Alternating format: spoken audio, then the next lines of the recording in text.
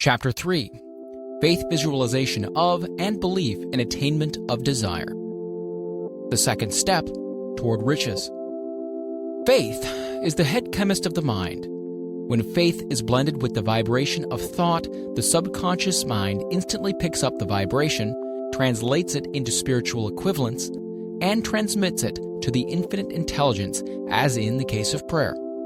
The emotions of faith, love, and sex are the most powerful of all the major positive emotions. When the three are blended, they have the effect of coloring the vibration of thought in such a way that it instantly reaches the subconscious mind, where it is changed into its spiritual equivalent, the only form that induces a response from the infinite intelligence. Love and faith are psychic, related to the spiritual side of man.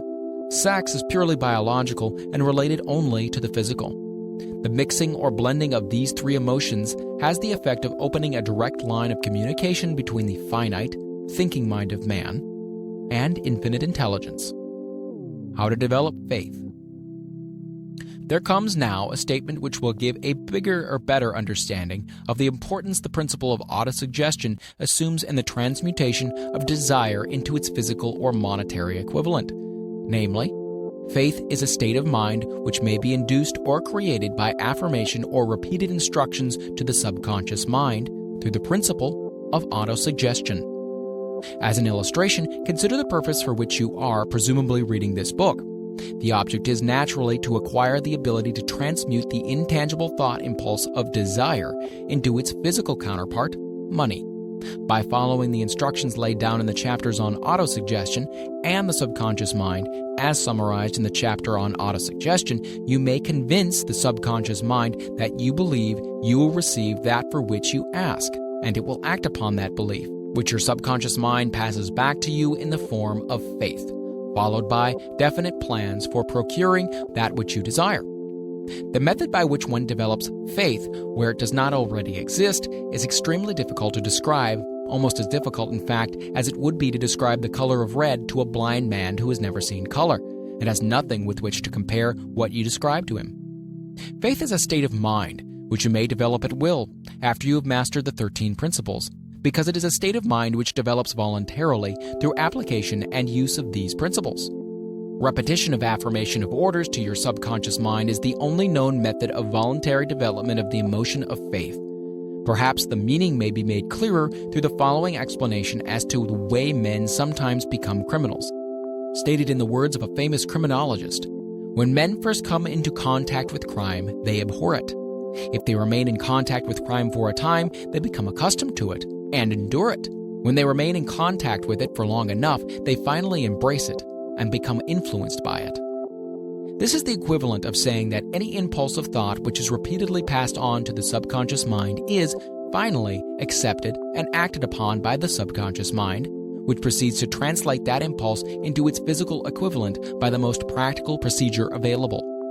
In connection with this, consider again the statement, all thoughts which have been emotionalized, given feeling, and mixed with faith, begin immediately to translate themselves into their physical equivalent or counterpart. The emotions, or the feeling portion of thoughts, are the factors which give thoughts vitality, life, and action. The emotions of faith, love, and sex, when mixed with any thought impulse, give it greater action than any of these emotions can do singly. Not only thought impulses which have been mixed with faith, but those which have been mixed with any of the positive emotions or any of the negative emotions may reach and influence the subconscious mind. From this statement, you will understand that the subconscious mind will translate into its physical equivalent a thought impulse of a negative or destructive nature, just as readily as it will act upon the thought impulses of a positive or constructive nature. This accounts for the strange phenomenon so many millions of people experience, referred to as misfortune or bad luck. There are millions of people who believe themselves doomed to poverty and failure because of some strange force over which they believe they have no control. They are the creators of their own misfortunes because of this negative belief, which is picked up by the subconscious mind and translated into its physical equivalent. This is an appropriate place at which to suggest again that you may benefit by passing on to your subconscious mind any desire which you wish translated into its physical or monetary equivalent, in a state of expectancy or belief that transmutation will actually take place. Your belief or faith is the element which determines the action of your subconscious mind. There is nothing to hinder you from deceiving your subconscious mind when giving it instructions through autosuggestion, just as I deceived, quote-unquote, my son's subconscious mind. To make this deceit more realistic, conduct yourself just as you would if you were already in possession of the material thing which you are demanding when you call upon your subconscious mind. The subconscious mind will transmute into its physical equivalent by the most direct and practical media available any order which is given to it in a state of belief or faith that the order will be carried out. Surely, enough has been stated to give a starting point from which one may, through experiment and practice, acquire the ability to mix faith with any order given to the subconscious mind. Perfection will come through practice. It cannot come by merely reading instructions. If it be true that one may become a criminal by association with crime, and this is a known fact, it's equally true that one may develop faith by voluntarily suggesting to the subconscious mind that one has faith. The mind comes finally to take on the nature of the influences which dominate it. Understand this truth, and you will know why it is essential for you to encourage the positive emotions as dominating forces of your mind, and discourage and eliminate negative emotions. A mind dominated by positive emotions becomes a favorable abode for the state of mind known as faith. A mind so dominated may at will give the subconscious mind instructions, which it will accept and act upon immediately. Faith is a state of mind which may be induced by autosuggestion.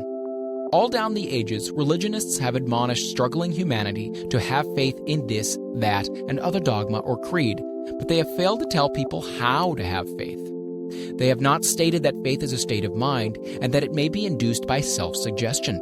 In language which any normal human being can understand, we will describe all that is known about the principle through which faith may be developed, where it does not already exist. Have faith in yourself, faith in the infinite. Before we begin, you should be reminded again that faith is the eternal elixir which gives life, power, and action to the impulse of thought. The foregoing sentence is worth reading a second time, and a third, and a fourth. It is worth reading aloud. Faith is the starting point of all accumulation of riches. Faith is the basis of all miracles and all mysteries which cannot be analyzed by the rules of science. Faith is the only known antidote for failure. Faith is the element, the chemical, which, when mixed with prayer, gives one direct communication with infinite intelligence. Faith is the element which transforms the ordinary vibration of thought created by the finite mind of man into the spiritual equivalent. Faith is the only agency through which the cosmic force of infinite intelligence can be harnessed and used by man. Every one of the foregoing statements is capable of proof. The proof is simple and easily demonstrated. It is wrapped up in the principle of autosuggestion. Let us center our attention, therefore, upon the subject of self-suggestion and find out what it is and what it is capable of achieving. It is a well-known fact that one comes finally to believe whatever one repeats to oneself, whether the statement be true or false. If a man repeats a lie over and over, he will eventually accept the lie as truth. Moreover, he will believe it to be the truth.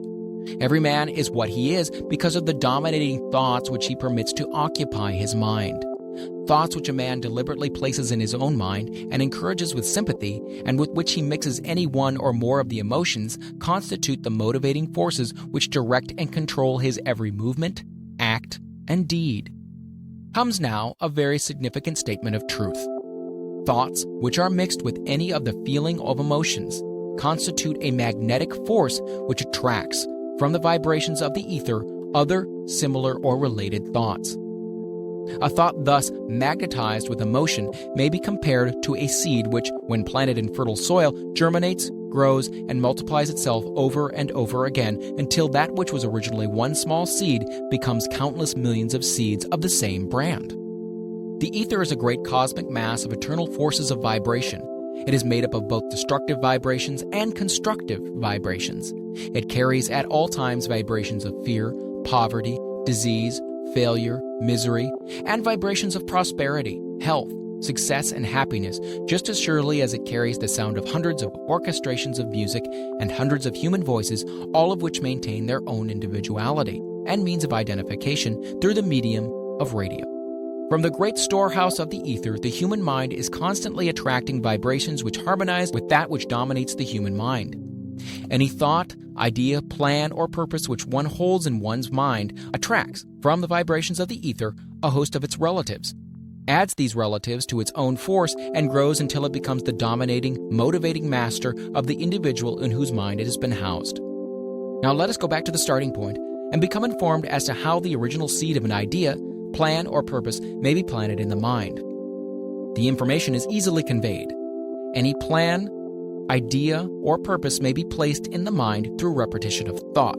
This is why you are asked to write out a statement of your major purpose or definite chief aim, commit it to memory, and repeat it in audible words day after day until these vibrations of sound have reached your subconscious mind.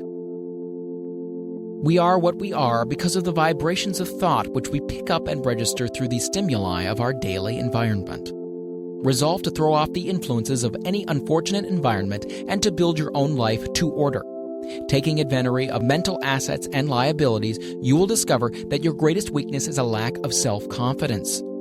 This handicap can be surmounted and timidity translated into courage through the aid of the principle of autosuggestion. The application of this principle may be made through a simple arrangement of positive thought impulses stated in writing, memorized and repeated until they become a part of the working equipment of the subconscious faculty of your mind. Self-confidence formula. First, I know that I have the ability to achieve the object of my definite purpose in life. Therefore, I demand of myself persistent, continuous action towards its attainment, and I here and now promise to render such action.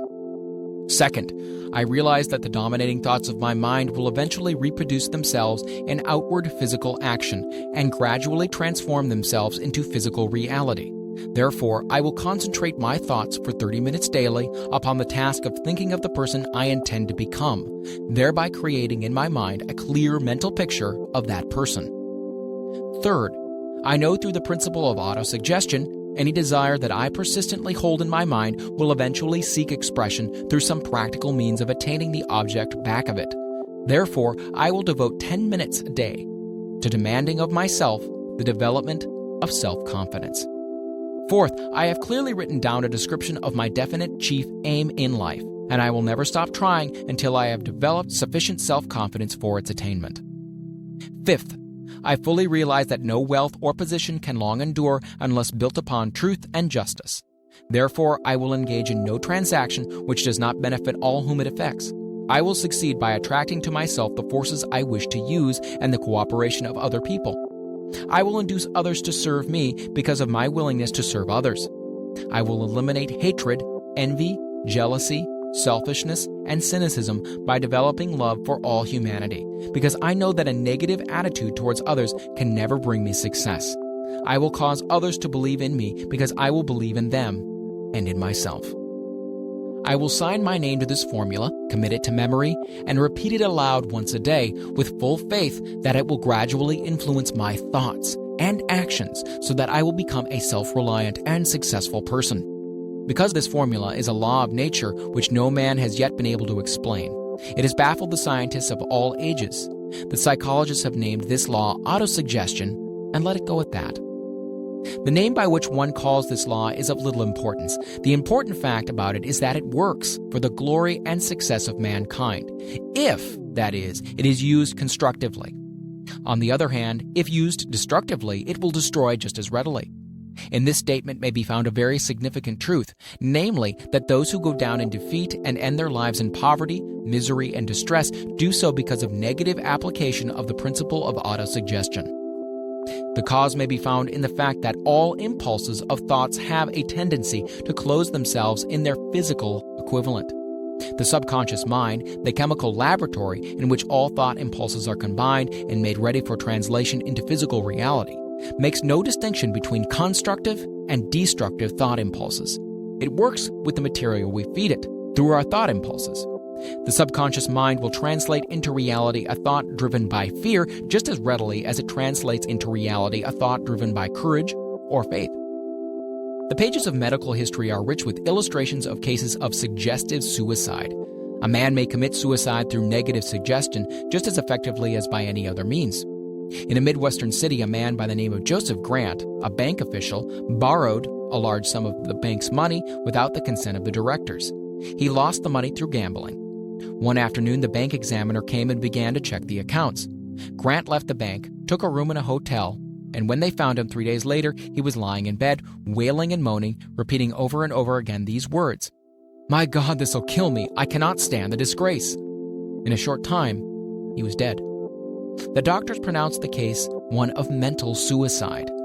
Just as electricity will turn the wheels of industry and render useful service if used constructively, or snuff out life if wrongly used, so will the law of autosuggestion lead you to peace and prosperity, or down into the valley of misery, failure, death, according, that is, to your degree of understanding and application of it.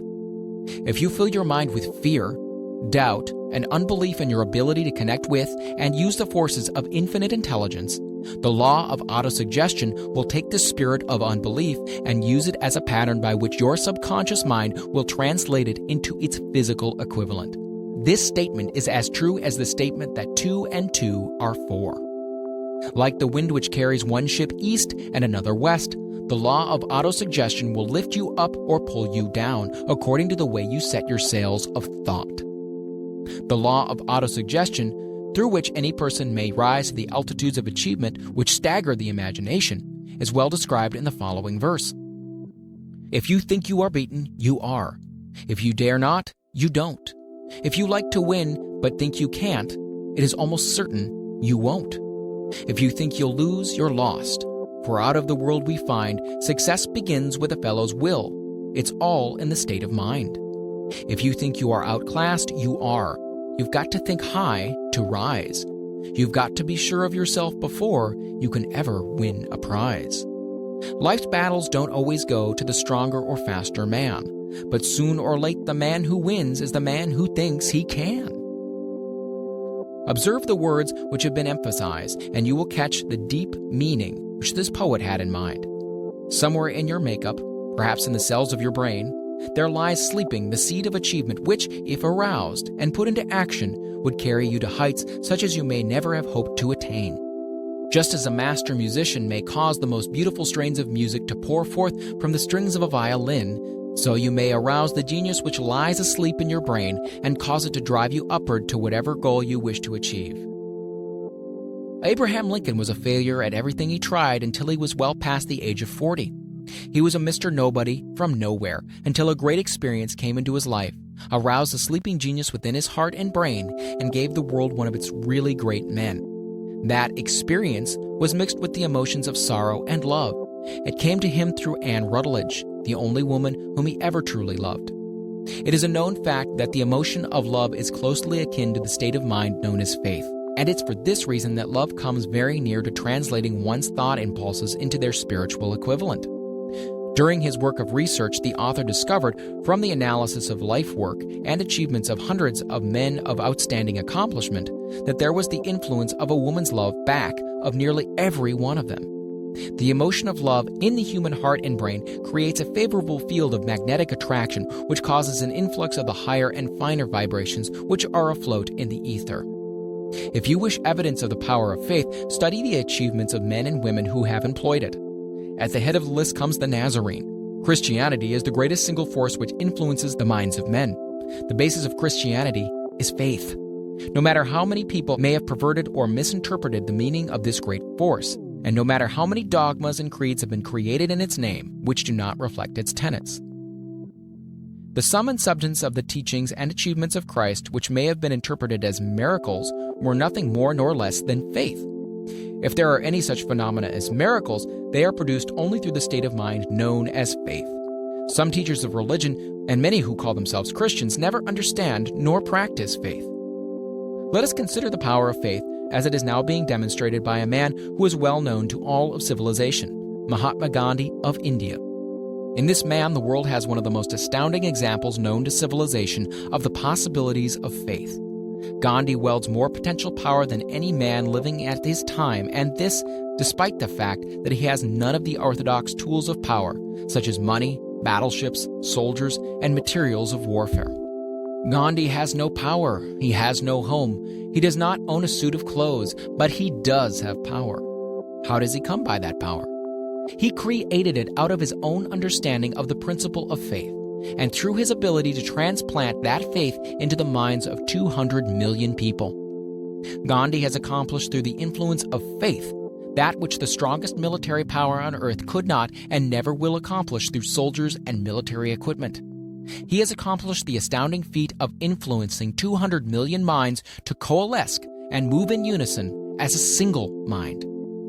What other force on earth except faith could do as much? There will come a day when employees as well as employers will discover the possibilities of faith. The day is dawning.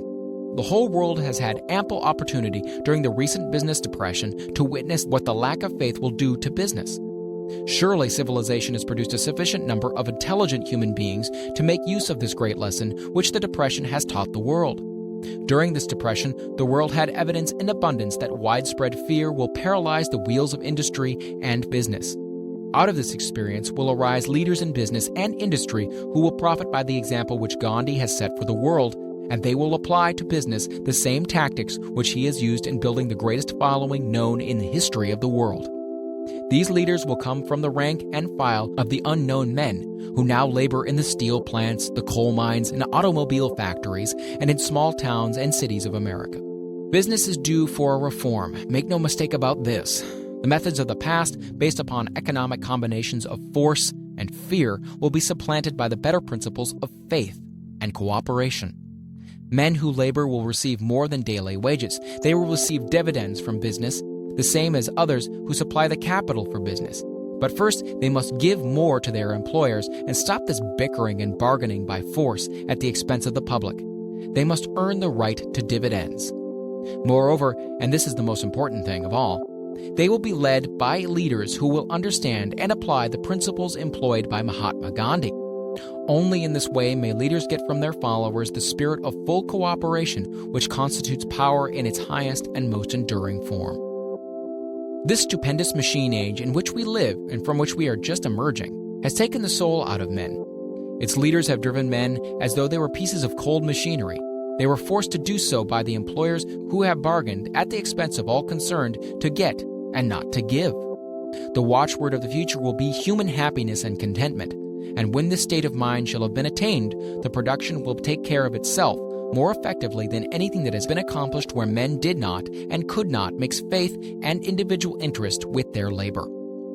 Because of the need of faith and cooperation in operating business and industry, it will be both interesting and profitable to analyze an event which provides an excellent understanding of the method by which industrialists and businessmen accumulate great fortunes, by giving before they try to get.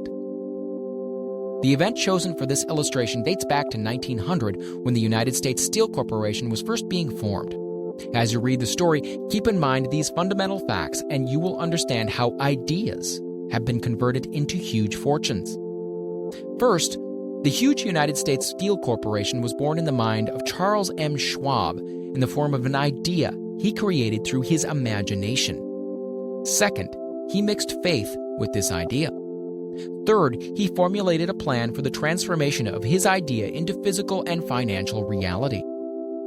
Fourth, he put his plan into action with his famous speech at the University Club. Fifth, he applied and followed through on his plan with persistence and backed it with a firm decision until it had been fully carried out. Sixth, he prepared the way for success by a burning desire for success. If you are one of those who have often wondered how great fortunes are accumulated, this story of the creation of the United States Steel Corporation will be enlightening.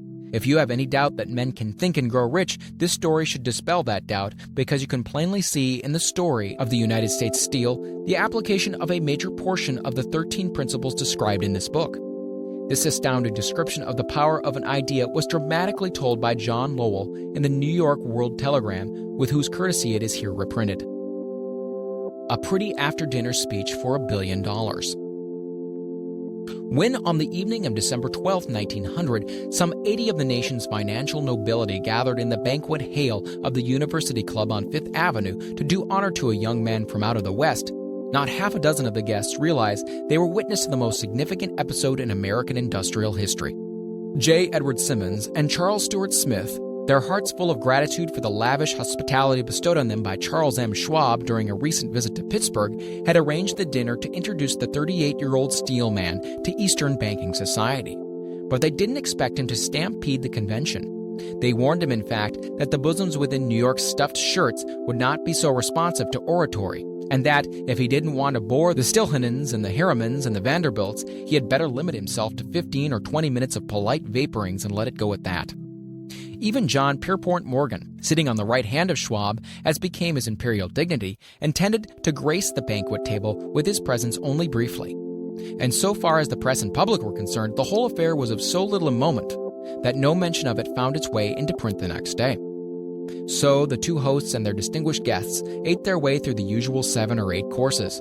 There was little conversation, and what there was of it was restrained. Few of the bankers and brokers had met Schwab, whose career had flowered along the banks of the Monongahela, and none knew him well.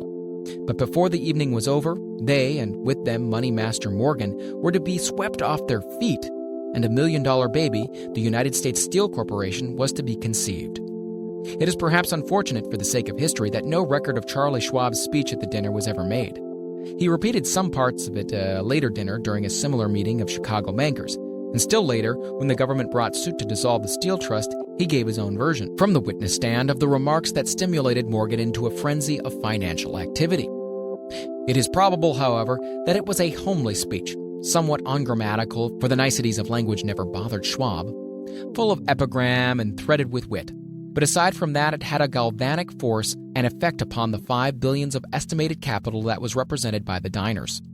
After it was over and the gathering was still under its spell, although Schwab had talked for 90 minutes, Morgan led the orator to a recessed window where, dangling their legs from the high, uncomfortable seat, they talked for an hour more. The magic of the Schwab personality had been turned on full force, but what was more important and lasting was the full-fledged, clear-cut program he laid down for the aggrandizement of steel. Many other men had tried to interest Morgan in slapping together a steel trust after the pattern of the biscuit, wire and hoop, sugar, rubber, whiskey, oil, or chewing gum combinations. John W. Gates, the gambler, had urged it, but Morgan distrusted him. The Moore boys, Bill and Jim, Chicago stock jobbers who had glued together a match trust and a cracker corporation, had urged it and failed. Albert H. Gary, the sanctimonious country lawyer, wanted to foster it, but he wasn't big enough to be impressive. Until Schwab's eloquence took J.P. Morgan to the heights from which he could visualize the solid results of the most daring financial undertaking ever conceived, the project was regarded as a delirious dream of easy money crackpots. The financial magnetism that began a generation ago to attract thousands of small and sometimes inefficiently managed companies into large and competition-crushing combinations had become operative in the steel world through the devices of that jovial business pirate John W. Gates. Gates already had formed the American Steel and Wire Company out of a chain of small concerns, and together with Morgan had created the Federal Steel Company. The National Tube and American Bridge Companies were two more Morgan concerns, and the Moore brothers had forsaken the match and cookie business to form the American Group: Tin Plate, Steel Hoop, Sheet Steel, and National Steel Company. But by the side of Andrew Carnegie's gigantic vertical trust, a trust owned and operated by 53 partners, those other combinations were picayune. They might combine to their heart's content, but the whole lot of them couldn't make a dent in Carnegie's organization, and Morgan knew it. The eccentric old Scot knew it too. From the magnificent heights of Skibo Castle, he had viewed, first with amusement and then with resentment, the attempts of Morgan's smaller companies to cut into his business. When the attempts became too bold, Carnegie's temper was translated into anger and retaliation. He decided to duplicate every mill owned by his rivals. Hitherto, he hadn't been interested in wire, pipe, hoops, or sheet. Instead, he was content to sell such companies the raw steel and let them work it into whatever shape they wanted. Now, with Schwab as his chief and able lieutenant, he planned to drive his enemies to the wall. So it was that in the speech of Charles M. Schwab, Morgan saw the answer to his problem of combination. A trust without Carnegie, giant of them all, would be no trust at all. A plum pudding, as one writer said, without the plums. Schwab's speech on the night of December 12, 1900, undoubtedly carried the influence, though not the pledge, that the vast Carnegie enterprise could be brought under the Morgan tent. He talked of the world future for steel, of reorganization for efficiency, of specialization, of the scrapping of unsuccessful meals and concentration of effort on the flourishing properties, of economies in the ore traffic, of economies in overhead and administrative departments, of capturing foreign markets. More than that, he told the buccaneers among them wherein lay the errors of their customary piracy. Their purposes, he inferred, had been to create monopolies, raise prices, and pay themselves fat dividends out of privilege. Schwab condemned the system in his heartiest manner. The short-sightedness of such policy, he told his hearers, lay in the fact that it restricted the market in an era when everything carried for expansion. By cheapening the cost of steel, he argued, an ever-expanding market would be created. More uses for steel would be devised, and a goodly portion of the world trade could be captured. Actually, though he did not know it, Schwab was an apostle of modern mass production. So the dinner at the University Club came to an end. Morgan went home to think about Schwab's rosy predictions. Schwab went back to Pittsburgh to run the steel business, while Gary and the rest went back to their stock tickers to fiddle around in anticipation of the next move. It was not long coming. It took Morgan about 1 week to digest the feast of reason Schwab had placed before him. When he had assured himself that no financial indigestion was to result, he sent for Schwab and found that young man rather coy. Mr. Carnegie, Schwab indicated, might not like it if he found his trust company president had been flirting with the Emperor of Wall Street, the street upon which Carnegie had resolved never to tread. Then it was suggested by John W. Gates, the go-between, that if Schwab happened to be in the Bellevue Hotel in Philadelphia, J.P. Morgan might also happen to be there. When Schwab arrived, however, Morgan was inconveniently ill at his New York home, and so, on the elder man's pressing invitation, Schwab went to New York and presented himself at the door of the financier's library. Now, certain economic historians have professed the belief that from the beginning to the end of the drama, the stage was set by Andrew Carnegie, that the dinner to Schwab, the famous speech, the Sunday night conferences between Schwab and the Money King were events arranged by the canny Scot. The truth is exactly the opposite. When Schwab was called in to consummate the deal, he didn't even know whether the little boss, as Andrew was called, would so much as listen to an offer to sell, particularly to a group of men whom Andrew regarded as being endowed with something less than holiness. But Schwab did take into the conference with him, in his own handwriting, 6 sheets of copperplate figures, representing to his mind the physical worth and potential earning capacity of every steel company he regarded as an essential star in the new metal firmament. 4 men pondered over these figures all night. The chief, of course, was Morgan, steadfast in his belief in the divine right of money. With him was his aristocratic partner, Robert Bacon. The third was John W. Gates, whom Morgan scorned as a gambler and used as a tool.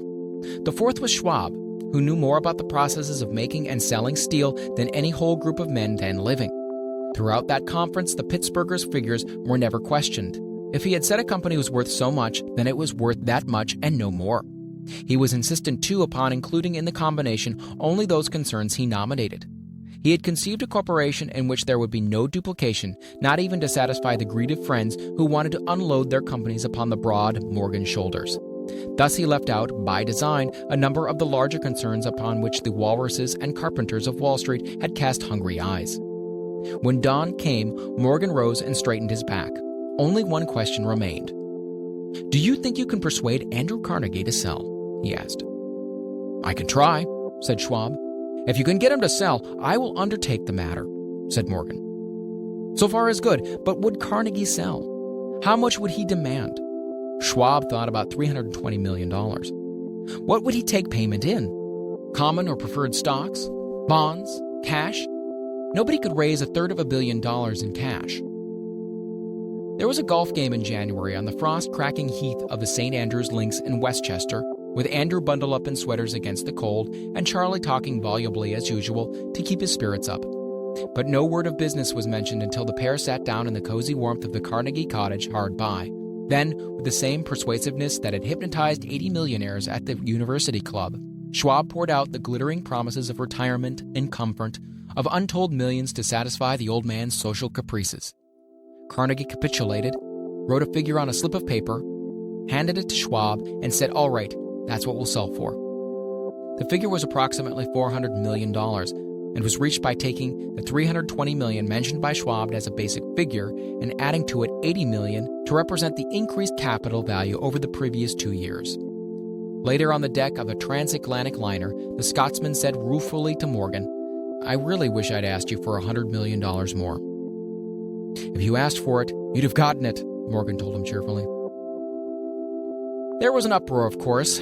A British correspondent cabled that the foreign steel world was appalled by the gigantic combination. President Hadley of Yale declared that unless trusts were regulated, the country might expect an emperor in Washington within the next 25 years. But that able stock manipulator, Keene, went at his work of shoving the new stock at the public so vigorously that all the excess water, estimated by some at nearly 600 million, was absorbed in a twinkling. So, Carnegie had his millions, and Morgan Syndicate had $62 million for all its trouble. And all the boys from Gates to Gary had their millions. The 38-year-old Schwab had his reward. He was made president of the new corporation and remained in control until 1930. The dramatic story of Big Business, which you have just finished, was included in this book because it is a perfect illustration of the method by which desire can be transmuted into its physical equivalent. I imagine some readers will question the statement that a mere intangible desire can be converted into its physical equivalent. Doubtless some will say, you cannot convert nothing into something. The answer is in the story of United States Steel. That giant organization was created in the mind of one man. The plan by which the organization was provided with the steel mills that gave it financial stability was created in the mind of the same man. His faith, his desire, his imagination, his persistence were the real ingredients that went into United States Steel. The steel mills and mechanical equipment acquired by the corporation after it had been brought into legal existence were incidental. But careful analysis will disclose the fact that the appraised value of the properties acquired by the corporation increased in value by an estimated $600 million just by the mere transaction which consolidated them into one management. In other words, Charles M. Schwab's idea, plus the faith with which he conveyed it in the minds of J.P. Morgan and the others, was marketed for a profit of approximately $600 million. That is not an insignificant sum for a single idea. What happened to some of the men who took their share of the millions of dollars of profit made by this transaction is a matter with which we are not now concerned. The important feature of the astounding achievement is that it serves as unquestionable evidence of the soundness of the philosophy described in this book, because this philosophy was the warp and the woof of the entire transaction. Moreover, the practicability of the philosophy has been established by the fact that the United States Steel Corporation prospered and became one of the richest and most powerful corporations in America, implying thousands of people developing new uses for steel and opening new markets, thus proving that the $600 million in profit which the Schwab idea produced was earned. Riches begin in the form of thought. The amount is limited only by the persons in whose mind the thought is put into motion. Faith removes limitations. Remember this when you are ready to bargain with life for whatever it is that you ask as your price for having passed this way. Remember also that the man who created the United States Steel Corporation was practically unknown at the time. He was merely Andrew Carnegie's Man Friday until he gave birth to his famous idea. After that, he quickly rose to a position of power, fame, and riches. There are no limitations to the mind except those we acknowledge. Both poverty and riches are the offspring of thought.